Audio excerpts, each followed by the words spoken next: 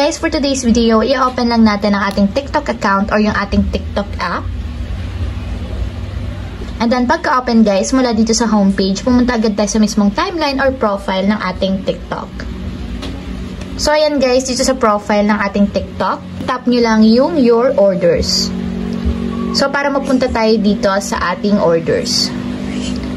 And then, after naman yan guys, kung makikita nyo dito, may mga options sa taas. So, i-scroll lang natin papunta sa left.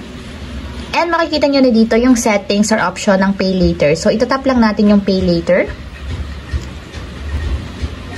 And then, after naman yan guys, dito sa TikTok Pay Later section, itatap nyo naman yung settings buttons na nandito sa upper right corner.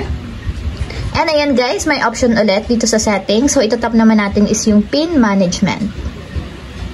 So, para mapalitan yung ating current PIN dito sa TikTok Pay Later, itatap lang natin yung Change PIN. So, lagay nyo lang guys yung PIN nyo.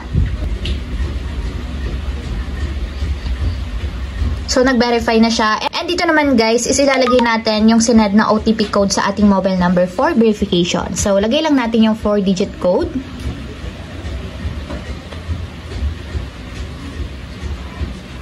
And dito guys is ilalagay na natin yung bagong PIN na gusto nating ipalit sa ating TikTok Pay Later. So mag-create na kayo dito guys ng 6-digit PIN.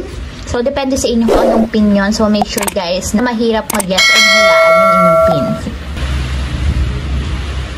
And then after nyo may lagay yung PIN guys, i-confirm lang natin dito yung pinalit natin na PIN.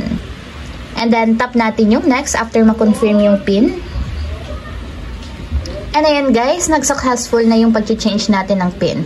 So, ayun lang guys, ganun lang kasimple kung paano nga ba magpalit ng PIN sa ating TikTok Pay Later.